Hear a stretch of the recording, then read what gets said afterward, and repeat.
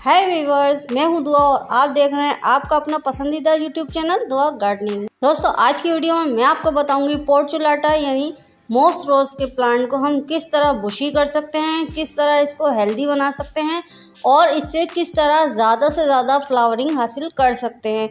इसके अलावा इसको कितनी धूप, कितनी छाँव, कितनी कैसी मिट्टी पसंद है और इसको किस तरह के बाउल में रखना चाहिए, किस तरह के गमले इसके लिए सूटेबल हैं, आज की वीडियो में सारी इन्फॉर्मेशन देने वाली हूँ। इसके अलावा कटिंग से किस तरह ग्रो होता है मोस रोज, स्टेम कटिंग से और लीफ कटिंग से, तो आज की वीडियो में वो भी प्रूफ के साथ बात करूँगी मैं, तो इस वीडियो को पूरा देखिएगा। मोस रोज की सबसे इम्पॉर्टेंट बात यह है कि इसको आप फुल सन में रखें। जितना आप इसको सूरज प्रोवाइड करेंगे, धूप इसको मिलेगी, उतने ही ज़्यादा ये कलियाँ बनाएगा और फूल खिलाएगा। हर कलर के इसमें डिफरेंट वैरायटी हैं, हाइब्रिड वैरायटी भी है और इसमें तमाम कलर के फूल होते हैं। ज़्यादातर कलर्स इसमें दस्तयाब होते हैं, तो आप हर कलर का एक एक पौधा ले लें और उससे आप कई पौधे बना सकते हैं रंग बिरंगे कर के। अब बात करते हैं इसको मिट्टी कैसी चाहिए, क्योंकि ये एक रेगिस्तानी पौधा है तो इसकी मिट्टी में रेत शामिल होना बहुत ज़रूरी है। इसकी मिट्टी आप 50% बालू मिट्टी ले लें, 30% उसमें रेत ले लें और 20% काऊ डंग ले लें, यानी गोबर की खाद। पहली दफ़ा जब आप इसको अपने प्लांटर में लगाएं, किसी भी गमले में, तो आप इसको इस मिट्टी में लगाएं। पोर्चुलाटा वाटर रिक्वायरमेंट, मोस रोज को हमें कितना पानी देना है।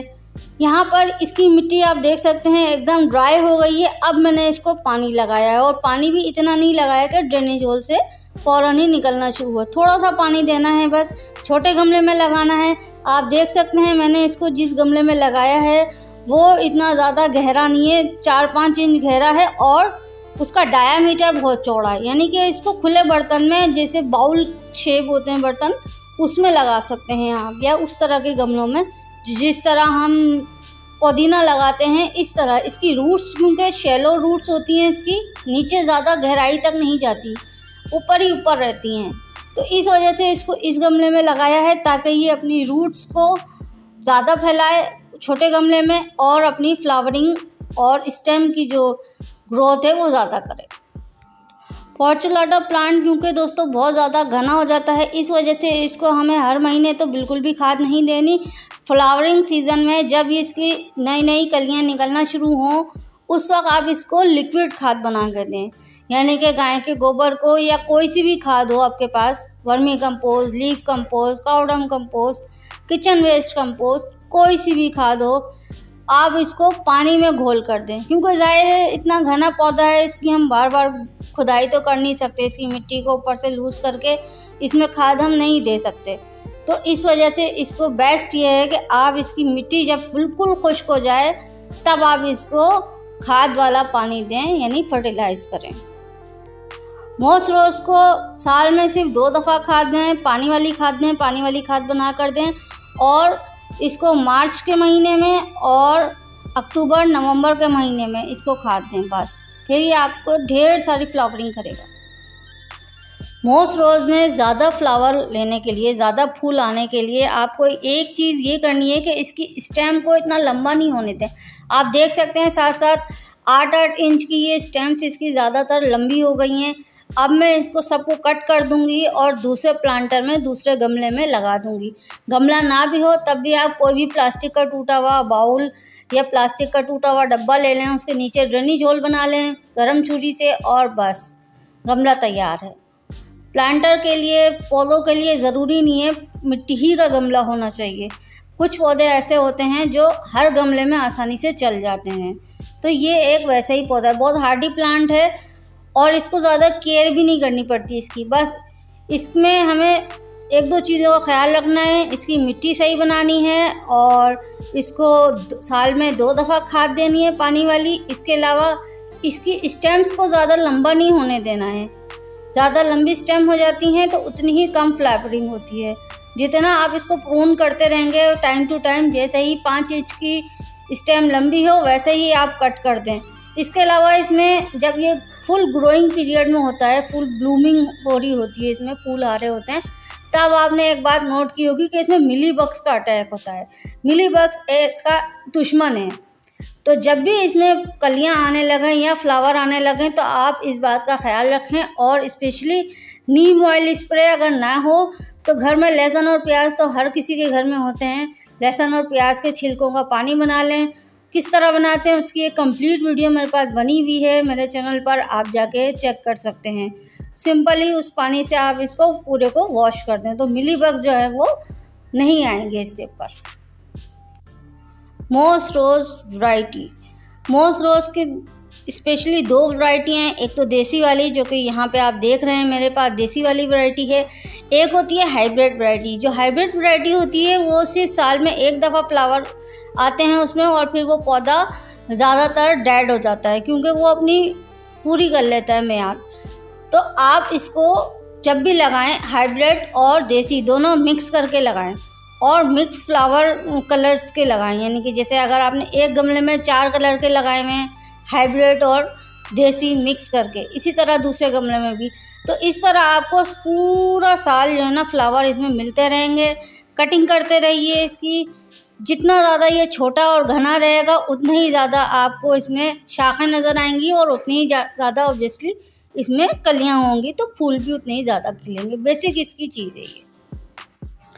दोस्तों सबसे मज़े की बात यह है कि इस प्लांट में मोस रोज़ में सीड जो है वो खुद ही बनते हैं। फूलों के नीचे फूलों के बाद सीड बनना शुरू हो जाते हैं और वो खुद ही गमले में गिर गिर के नए नए पौधे बनाते रहते हैं। तो ये रिसाइकिल होता रहता है, तो इस वजह से भी ये घना होता रहता है। एक दफ़ा आप ये प्लांट ले आएँ और उससे ढेर सारे पौधे बनाकर आप अपने फ्रेंड्स एंड फैमिली को भी दे सकते हैं एज अ गिफ्ट। अच्छे प्लांटर में डाल के इसको आप दे सकते हैं एज अ गिफ्ट। इसके अलावा आप इस प्लांट में घास फूस भी हटाते रहें, साथ साथ चेक करते रहें कि अगर कोई घास फूस उगी हुई है तो जो खुदरो पौधे होते हैं जो खुद ब खुद उग जाते हैं वो हटाना ज़रूरी है क्योंकि वो जो है मिट्टी से सारी न्यूट्रिशन सारी ताकत खुद ही ले लेते हैं और उनकी जड़ें बहुत तेज़ी से फैलती हैं और जो हमारा असल पौधा होता है वो उसकी जड़ों को फैलने नहीं देते। तो जहाँ भी आप ये इस तरह की घास फूस देखें फ़ौरन हटा दें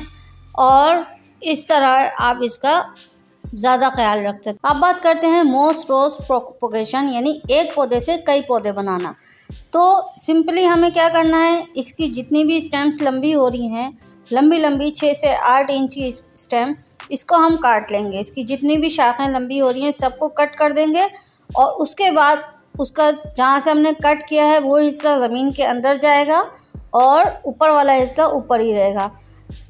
तो आप इस बात का ख्याल रखें कि आप इसको उल्टा ना लगा दें, ऊपर का नीचे नीचे का ऊपर ना करें।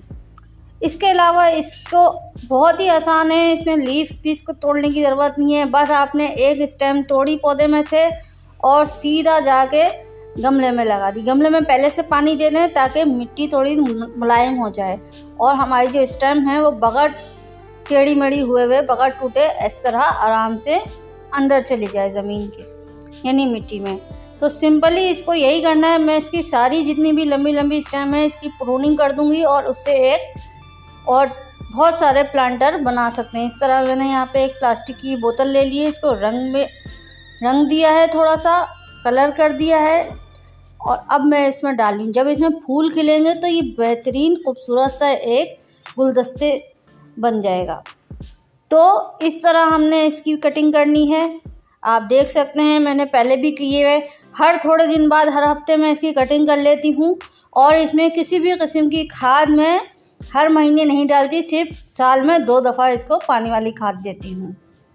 आप देख सकते हैं मेरा पौधा कितना घना है। मोस रोज़ ग्रोइंग फ्रॉम लीव्स, पत्तों के ज़रिए भी ये पौधा बन सकता है, ग्रो हो सकता है। सिंपली इसके पत्ते आप तोड़ें इसके तने में से और डायरेक्ट ज़मीन में लगा दें। तो जो हिस्सा आप तने में से तोड़ रहे हैं सिर्फ वही हिस्सा ज़मीन के अंदर जाए, इस बात का ख्याल रखें। उल्टा ना लगाएं, उल्टा लगाएंगे तो ज़ाहिर है कुछ भी नहीं होगा, पौधा ख़राब हो जाएगा। लीफ से प्रोपगेशन में ये होता है कि इसमें काफ़ी ज़्यादा लंबा अरसा लगता है। आप देख सकते हैं ये वही प्लांटर हैं, अब इसमें एक फूल भी खिल गया है, बहुत ही जल्दी रिज़ल्ट हमें मिल रहा है। और अब इस दूसरे प्लांटर में आप देख सकते हैं कितनी सारी कलियां आ चुकी हैं, कलियां बनना शुरू हो चुकी हैं। सिंपली आप एक प्लांट से कई प्लांट बना सकते हैं। प्लांट प्रोपगेशन का बेस्ट तरीका है। दोस्तों, पौधे लगाना हो गया दुआ गार्डनिंग के साथ बहुत ही आसान। आपके पास मॉस रोज किस किस वैरायटी के हैं और कौन से कलर हैं, आप मुझे मैसेज करके बता सकते हैं। Thanks for watching.